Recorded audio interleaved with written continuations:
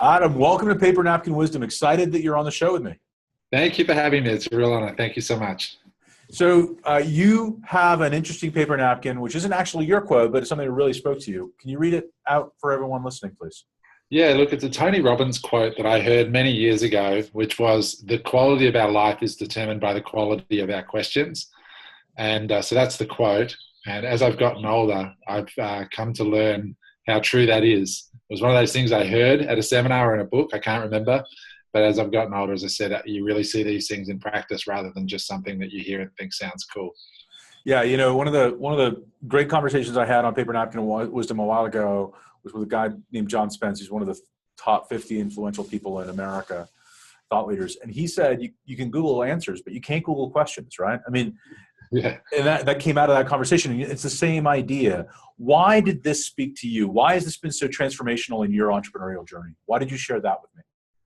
Well, I think, we all go through ebbs and flows in our professional life. I'm 43. I've been up and down many times. I do a lot of podcast interviews, and I often say I'm actually more of an expert in failure than I am in success.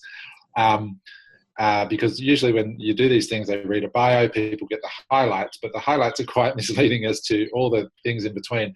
And those things in between, if I really examine failures that I've had, you can usually pinpoint them back to even the most personally developed, well-read of us still have trouble mastering our thoughts, and specifically the questions that are running in our brain all the time. Because they say that 80% of our thoughts are repeats, things that we just think habitually and patterns, and a lot of those thoughts are questions. And I think the real power of it is that questions direct our focus. Our brains are very efficient at finding answers to questions, and our focus usually determines our action, and then of course our actions determine our outcome. So it's really at the epicenter of results, I think, is those questions that we're asking either consciously or unconsciously. So how do you get really deliberate about, there's a lot there. I want to go back to the things in between in a second, but how do you get really deliberate about making sure that the questions come from curiosity? Because, there's confirmation questions too, right? Right. They're the leading questions that we tend to ask the people around us just to make ourselves feel good about the perspective in which we come into things. And that's not what you're talking about, right? No, I'm talking about questions that we're asking ourselves consistently. And generally speaking, if we're getting results we're not happy with, there's preceding questions long before that led to actions that are giving us results that we don't like. So I think for me, this phrase is quite top of mind a lot of the time. Like, what questions am I asking in my businesses? And I have 4 different companies, and each of them solve different problems. And the way in which we solve those problems are all determined by questions that we as leaders ask. So one of the things that's really helped me is I have a mindfulness practice. So I meditate most days. And in those meditations, I really ask myself, what am I thinking about most? What are the questions that are looping in my head? And how could I improve the quality of those questions? All right, so how do you improve the quality of the questions? So give me a step. What's the first thing you do? And again, I think it comes from genuine curiosity, not confirmation, not proving to yourself that your initial perspective was right. It's challenging that perspective, right?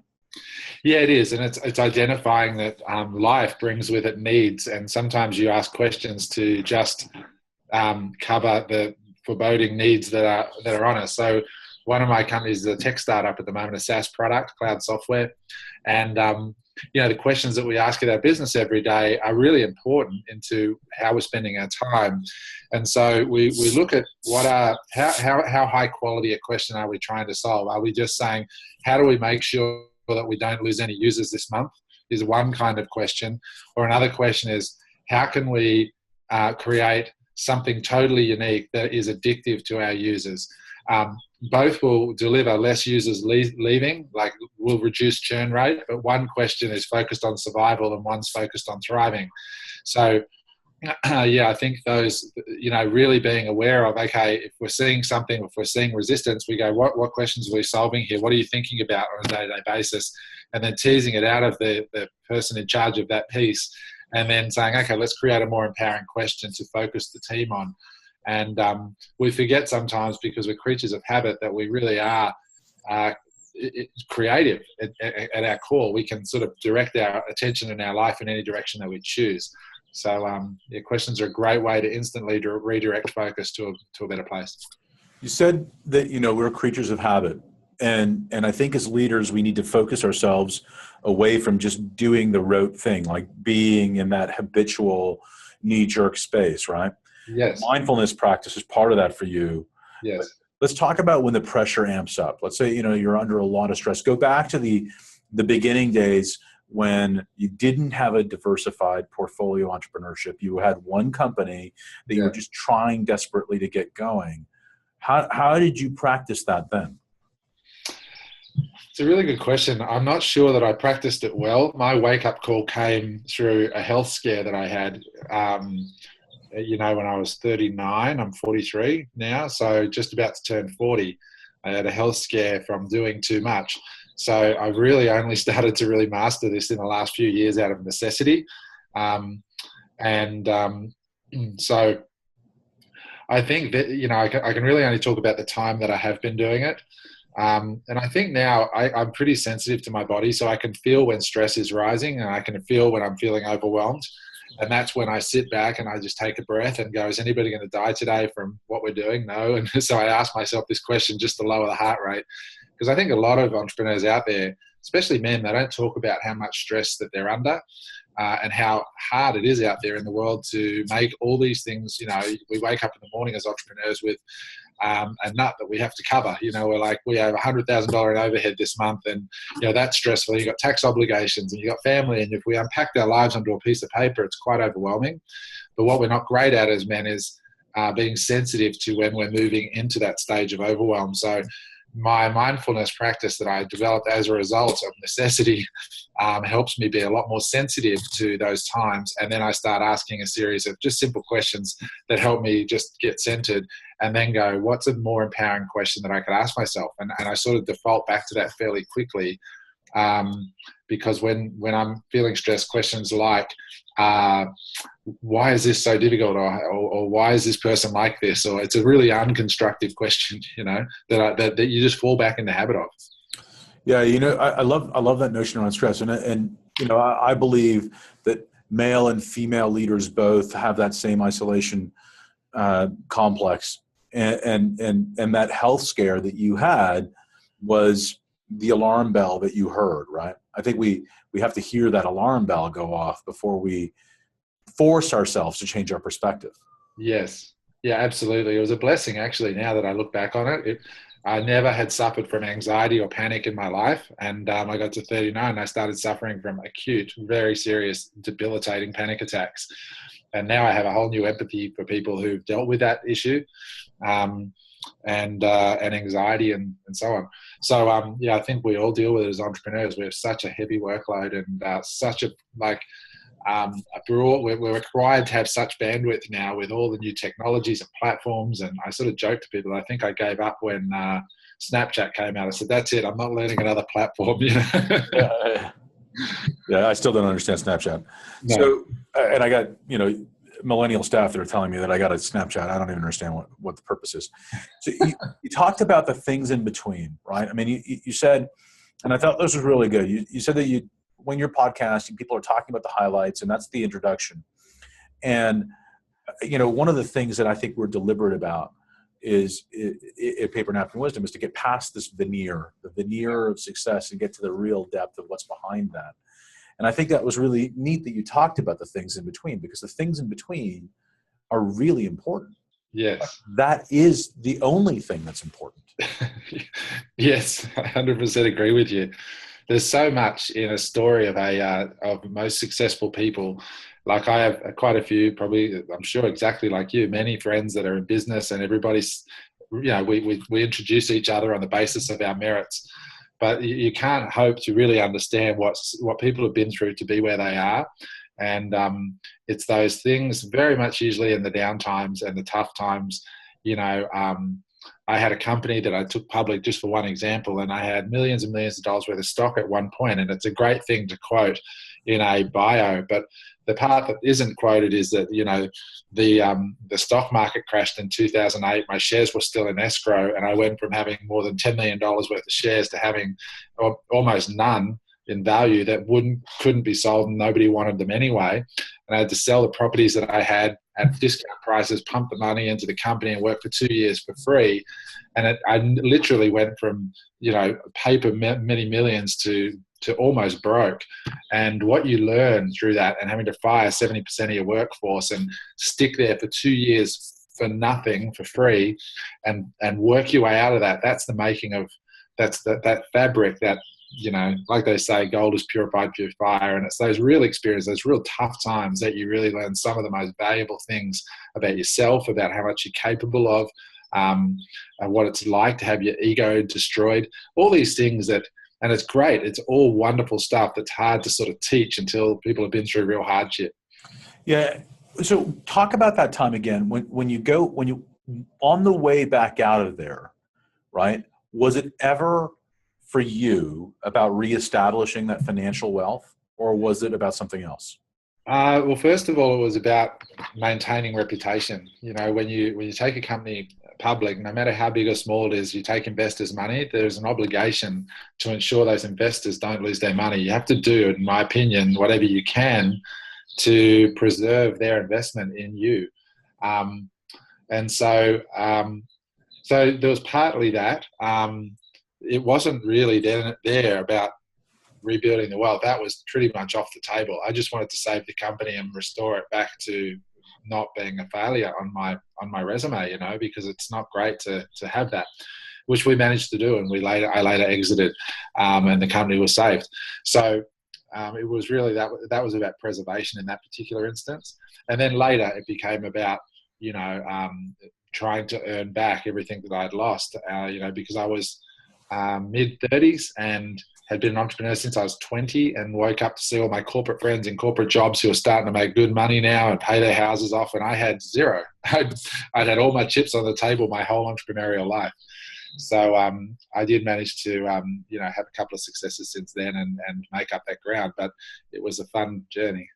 Yeah. So you know, when we talk about that, I think that when people are in that situation, I think a lot of times people, what I think is really neat is that you talked about how you needed to make good on your commitment, right? That it was not about your own wealth. It was restoring the commitment and the confidence that others had in you and making good on that promise, right? I mean, I think that in those places, so I'm going to ask you, you know, in this idea about great questions, when you're at the bottom, isn't it interesting that we get out by serving others, by focusing on others, as opposed to saving ourselves? Isn't that neat? Yeah, it's extraordinary what new questions you ask when you're really at the bottom, when you're really like, it's humbling and it's empowering. And in fact, my right-hand guy at that time, when I came in, I took back over. I was the CEO. I resigned and put in a new, like a corporate person to be the CEO, to guide us through the IPO and everything.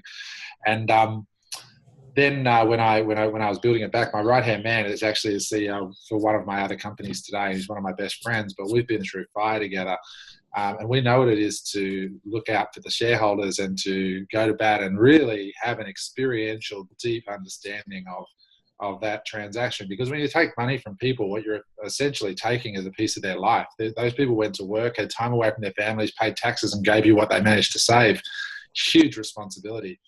So yeah, no, I learned a ton through that experience about, you know, it was quite interesting how inefficient the company had become on the back of success. You know, we slashed the workforce by 70%, still were able to operate. And it was quite extraordinary what you're capable of when you have to be. Yeah. So go back. So now, not in that situation, not in that desperation, not in that need all the time. You know, you've spoken about some of those questions and some of the mindfulness that you bring to your day. Let's talk about how you vet an opportunity, right? Because now you've got 4 organizations. How are you vetting opportunities? What kind of questions are you asking there? Well, right now it's really easy. I just say no to pretty much everything just because I'm absolutely at my capacity. But if I was going to vet an opportunity, one of the greatest things, I think it was Warren Buffett said, do you like them, trust them, respect them? You know, when somebody comes to you as a first 3-point checklist, do you like them? Do you trust them? Do you respect them? Then after that, I've become, when I was younger, I was very much, you know, I read personal growth books and business development books, which tend to be, particularly 20 years ago, uber masculine, which is it's all about you. If you're failing, it's because you're not good enough and you need to be more positive, and this whole positive psychology. But then I met and got to spend a little bit of time with a couple of billionaire people. One was Sir Richard Branson, and I asked him, how have you built 5 separate billion-dollar companies? I mean, that's unbelievable. And he goes, you've got to be lucky, and you've got to be in the right thing at the right time, which was sort of false modesty. He's obviously very smart as well. But I heard that over and over from 4 billionaires that I've spoken to have said the same thing. So I've learned that now when I'm betting opportunities, people are part of it, but you also have to be in the right thing at the right time. There's a lot of really not that bright people making a lot of money and the right thing at the right time, and really hardworking, smart people just in the wrong thing at the wrong time. And that takes a huge load off us as entrepreneurs personally to realize that we need to put our ideas to market, see what the market is, having done our due diligence, and then take that feedback and move forward. Yeah, you know, you talk about the things in between. You know, you talk about the $5 billion companies that Richard Branson has started and built, but there are 395 other companies. Yeah, that's right. Right. And a lot of failures too. Yeah, I mean, there are some failures, but not all of them. No.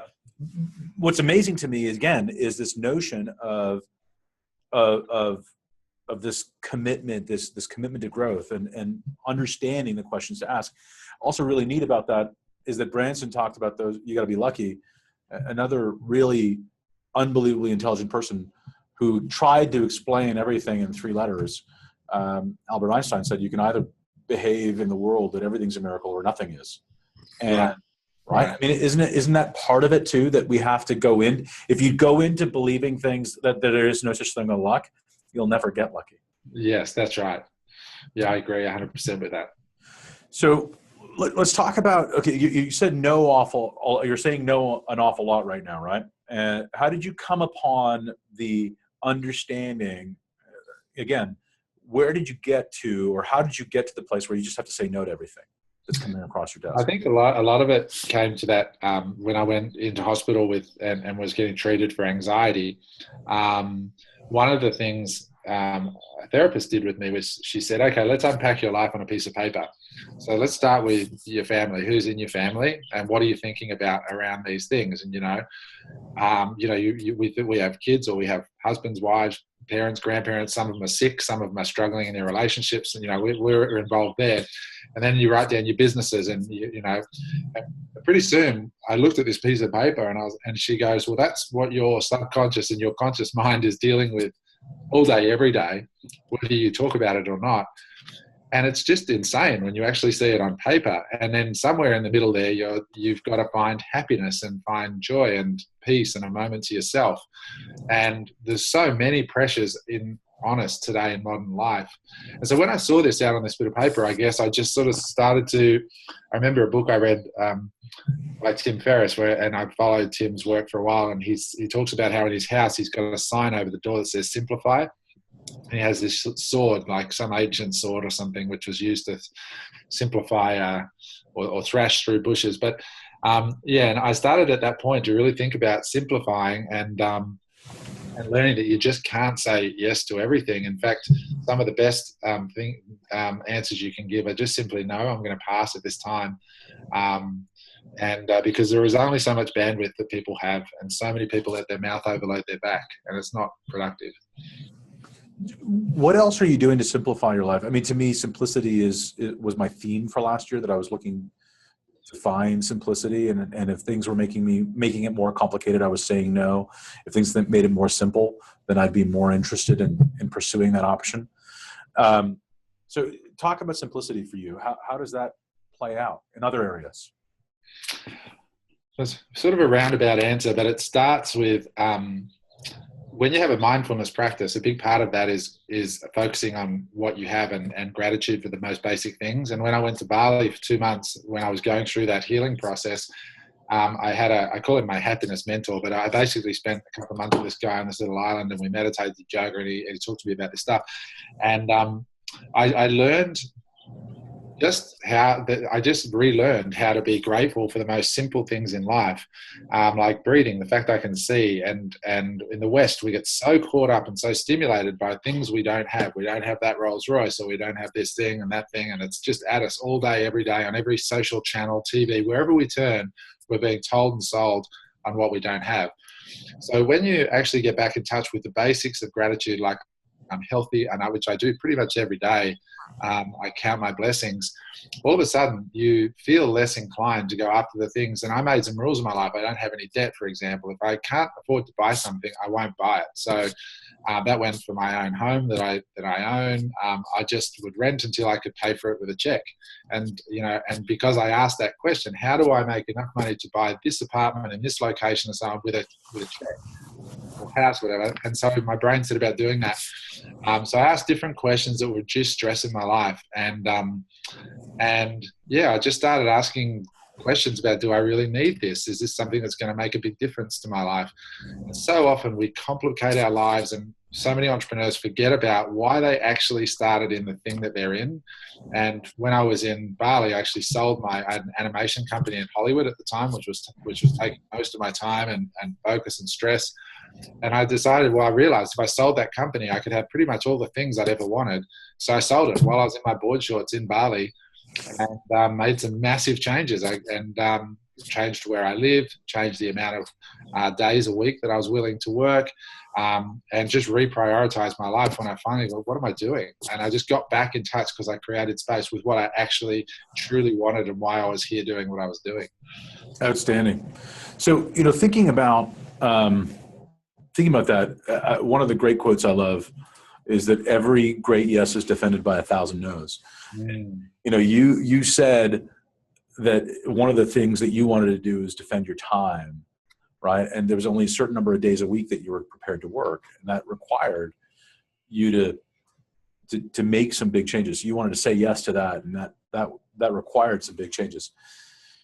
Did you ever believe that it was not possible for you to achieve the things that you've done? Oh, definitely.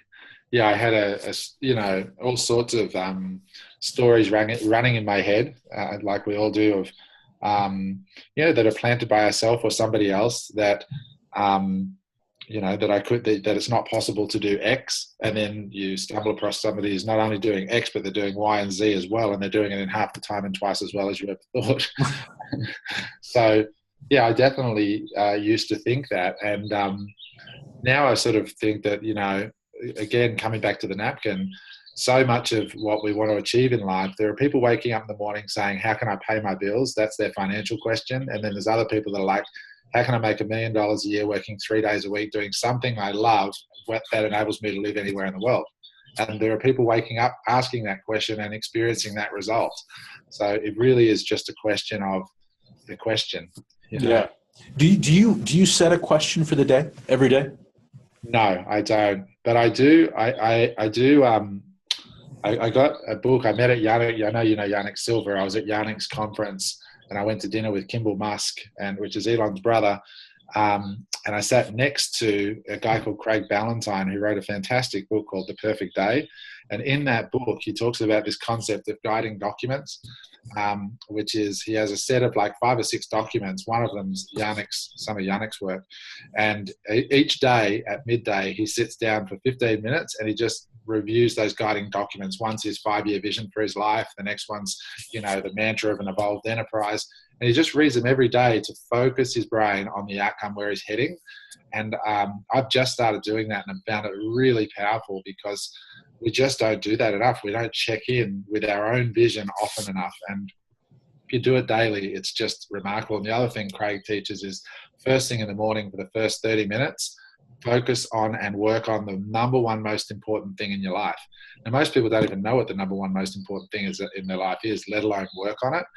And he challenged me to do that when he gave me the book. And he said, if you do this 30 minutes a day for 2 months, you can write a 250-page book.